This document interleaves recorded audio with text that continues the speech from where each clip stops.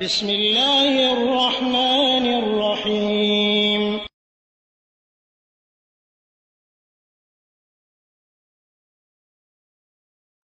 بسم الله الرحمن الرحيم الحمد لله رب العالمين والصلاة والسلام على أشرف الأنبياء والمرسلين نبينا محمد وعلى آله وأصحابه أجمعين أما بعد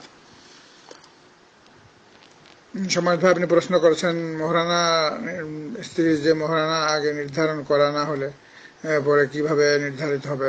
না, এই বিয়ের এটা রুকুন, 5টা রুকুন, এই 5টা রুকুন ছাড়া বিয়ে হবে না, নির্ধারণ করতেই হবে, নির্ধারণ ছাড়া বিয়ে হবেই না, এটা বাতিল বিয়ে।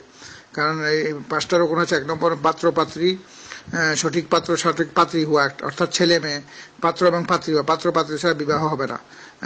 দুইটা মহিলার সাথে বা দুইটা পুরুষের সাথে পরস্পর বিবাহ হবে না, এবং এই মহিলা যদি কাফের হয় আর আরেকটা মুসলমান হয় তাহলে বিবাহ হবে না। তাহলে সঠিক পাত্র পাত্রী লাগবে, এটা প্রথম রুকুন।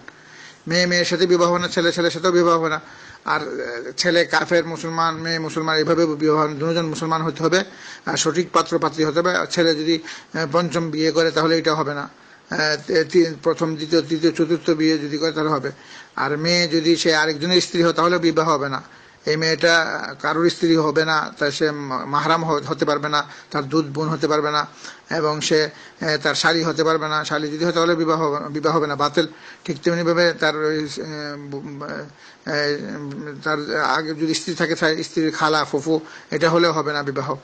তো এইগুলা, এই রুকুনটা প্রথম রুকুন, এটা খেয়াল করতে হবে। দ্বিতীয় রুকুন হচ্ছে ওলি থাকতে হবে, মেয়ের ওলি, অভিভাবক যে বিয়ে দিবে, এটা 2 নম্বর রুকুন। 3 নম্বর রুকুন হচ্ছে ইজাব কবুল করবে। 4 নম্বর রুকুন হচ্ছে মোহর নির্ধারণ করা। বাকিতে দেখ কোনো অসুবিধা, কিন্তু মোহর অবশ্যই নির্ধারণ করতে হবে, যে এটা 5 টাকা হোক আর 5 লক্ষ টাকা হোক, যে কোনো একটা মোহর নির্ধারণ করতে হবে।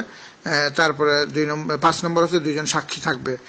এই বিবাহ সম্পন্ন সাথে 2জন সাক্ষী, যারা সাক্ষী দিবে এই ঘরে বিবাহ কার্যক্রমের ব্যাপারে সাক্ষী দিবে 2জন। এই 5টা রকম ছাড়া বিবাহ হবে না।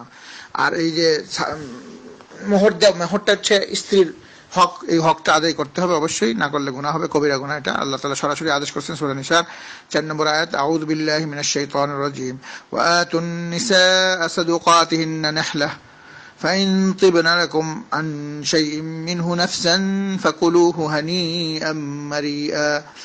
আল্লাহ তাআলা সরাসরি বলতেছেন নারীদেরকে তাদের মোহর স্বতঃস্ফূর্ত হয়ে দেবে, আল্লাহ তাআলার আদেশ। আল্লাহর আদেশ অবশ্যই মানতে হবে।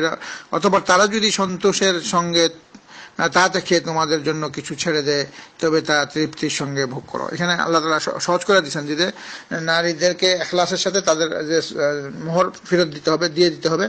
সেখান থেকে যদি তারা ইচ্ছাকৃতভাবে কিছু ছাড় দেয়, কিছু মাফ করে দেয়, তাহলে সেটা গ্রহণ করা যাবে, তাতে কোনো অসুবিধা নেই। আল্লাহ রাব্বুল আলামিন আমাদের সবাইকে দ্বীন ইসলামের সকল বিধান পরিপূর্ণভাবে মানার তৌফিক দান করুক, এবং কারোর হক যেন আমরা আত্মসাৎ না করি, কিন্তু এটা হারাম। প্রত্যেকের হক আদায় করাটা এটা ফরজে আইন।